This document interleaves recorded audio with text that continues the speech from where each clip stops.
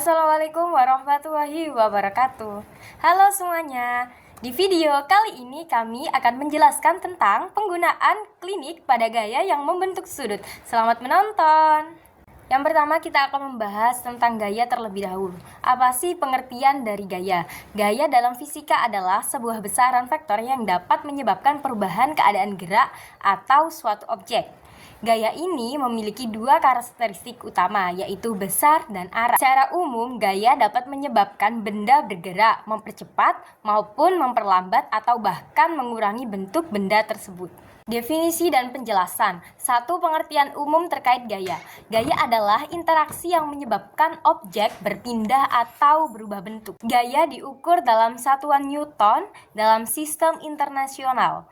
Gaya dapat dihasilkan oleh kontak langsung antara dua benda. Seperti contoh pada gaya gesek atau gaya normal, atau juga tanpa kontak langsung seperti gaya gravitasi atau juga gaya elektromagnetik. Materi klinik pada gaya yang membentuk sudut biasanya berhubungan dengan konsep gaya vektor dalam fisika, dalam konteks klinik atau kedokteran. Selanjutnya, saya akan menjelaskan terkait dua interpretasi antara fisika dan kedokteran. Yang pertama, fisika, gaya yang membentuk sudut. Dalam fisika, gaya dapat diterapkan pada objek dengan berbagai sudut. Ketika gaya diterapkan pada objek tertentu, maka gaya dapat dibagi menjadi dua komponen. Yang pertama adalah horizontal, yaitu gaya yang bekerja sepanjang arah horizontal. Yang kedua ada komponen vertikal, gaya yang bekerja sepanjang arah vertikal. Misalnya jika gaya FF diterapkan pada sudut 00 terhadap permukaan horizontal, kita bisa menghitung komponen gayanya sebagai berikut. Selanjutnya yang kedua, yaitu kedokteran atau biomekanika, gaya dalam gerakan tubuh. Dalam dunia kedokteran atau biomekanika, gaya yang membentuk sudut sering kali diterapkan pada gerakan tubuh manusia, misalnya pada posisi dan gerakan sendi tubuh. Gaya-gaya ini sangat penting dalam fisioterapi dan rehabilitas, contohnya seperti gerakan tubuh. Yang pertama, ketika seseorang melakukan angkat beban dengan posisi tertentu, misalnya membentuk sudut antara lengan dan tubuh, gaya yang bekerja pada otot dan sendi dapat dihitung menggunakan konsep sudut tersebut. Yang kedua, biomekanika juga mempelajari gaya yang bekerja pada tubuh saat bergerak, seperti gerakan sendi atau postur tubuh yang melibatkan sudut-sudut tertentu antara tulang atau otot yang berhubungan. Dalam hal ini, sudut tubuh yang membentuk gaya dapat mempengaruhi beberapa besar beban yang diterima oleh sendi atau otot, yang dapat terhubung dengan pencegahan cedera atau program rehabilitas. Sobat pelajar, kita harus bersyukur bahwa di dalam tubuh kita ada sesuatu yang bernama sendi. Sendi adalah bagian tubuh yang menghubungkan tulang-tulang kita. Bayangkan nih, di tubuh kita terdapat 206 tulang yang harus saling terhubung satu sama lain. Itu artinya, tanpa sendi, tulang-tulang kita hanya akan mengambang di dalam otot tanpa ada yang menyatukan. Tanpa sendi juga, tulang hanya akan deketan tapi tak bisa menyatu. Nah, meskipun fungsinya sebagai penghubung antar tulang, tapi sendi tidak berbentuk seperti cairan kayak lem. Sendi juga tidak lembek seperti nasi. Sendi ini menyerupai bantalan yang berada di antar tulang-tulang kita, dan sama halnya seperti tulang, bentuk sendi juga berbeda-beda. Kok bisa gitu? Karena sendi kita mengikuti bentuk tulang yang ada.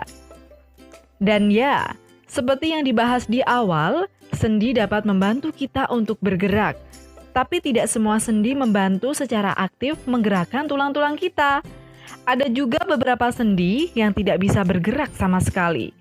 Jadi, kita dapat membagi sendi ke dalam 3 jenis berdasarkan sifat gerakannya, yaitu sendi mati, sendi kaku, dan sendi gerak.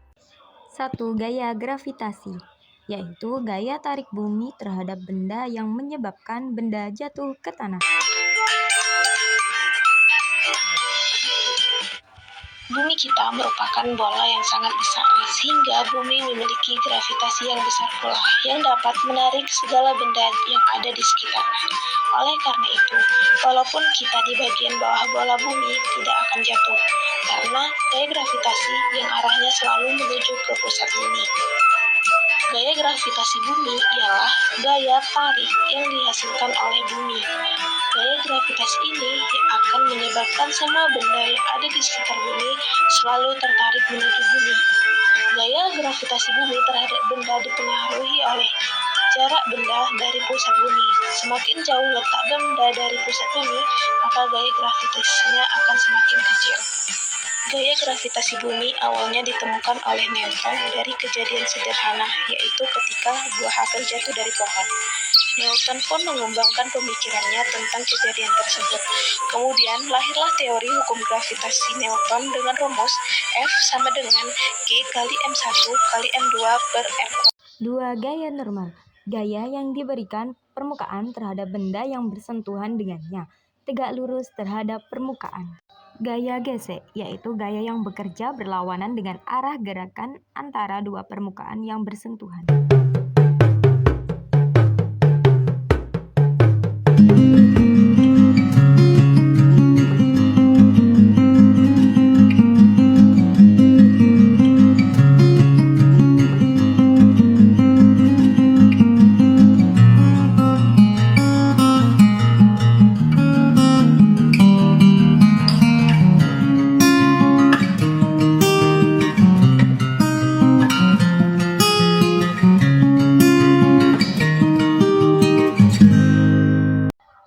Gaya magnetik, gaya yang dihasilkan oleh medan magnet terhadap benda yang memiliki sifat magnetik.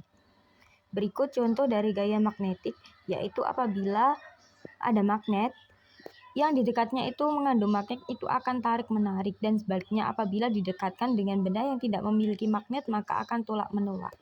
Yang keempat, gaya elektromagnetik, yaitu gaya yang dihasilkan oleh interaksi antara partikel bermuatan listrik. Berikut ini adalah contoh dari gaya elektromagnetik.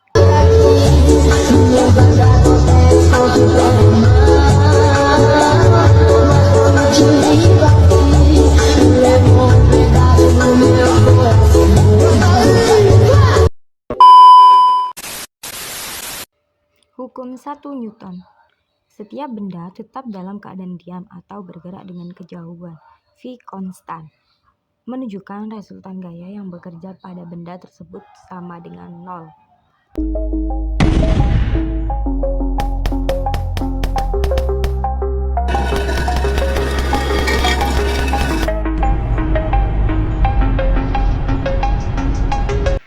Untuk gambar yang pertama, ada sistem balance suspensions adalah salah satu contoh nyata penggunaan prinsip gaya membentuk sudut dalam dunia medis.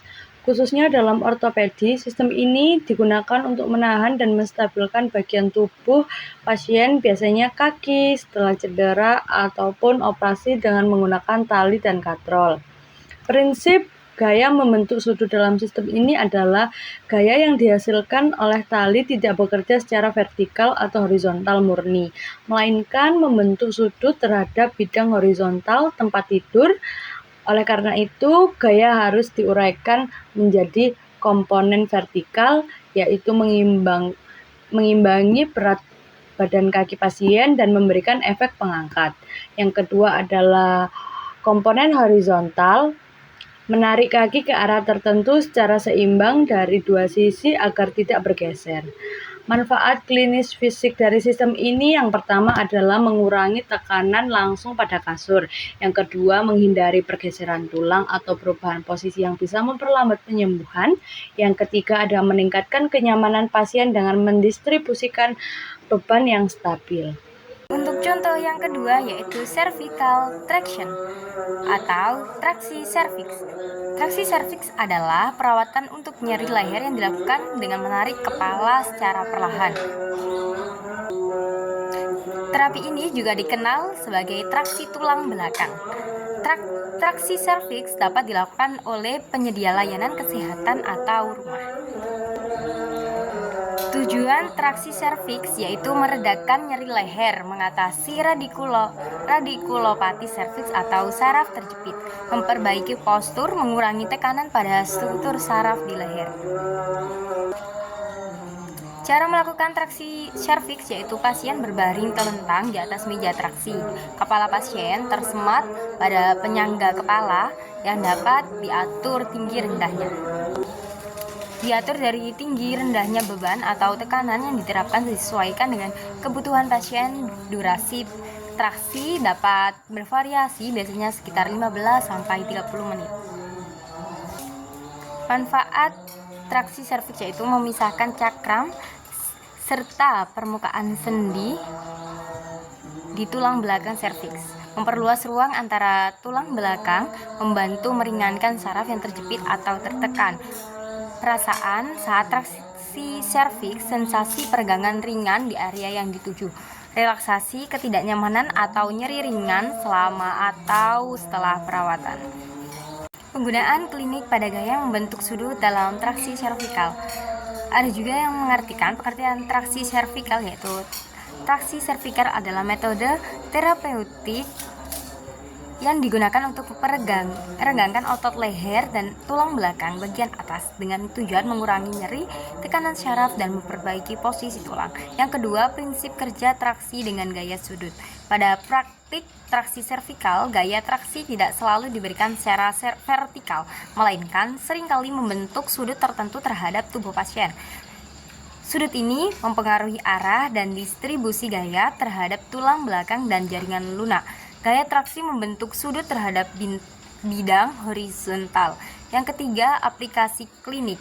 Dalam praktik klinik, sudut traksi biasanya diatur tergantung pada area tulang belakang yang menjadi fokus. Gaya traksi lebih efektif pada area target, menghindari ketegangan otot atau cedera tambahan. Meningkatkan kenyamanan pasien. Yang keempat, perhitungan gaya pada sudut. Dan yang terakhir, yang kelima, yaitu perhatian klinis. Itulah materi yang sudah terpaparkan dari kelompok kami tentang materi penggunaan klinik pada gaya yang membentuk suatu sudut. Terima kasih telah menonton. Wassalamualaikum warahmatullahi wabarakatuh.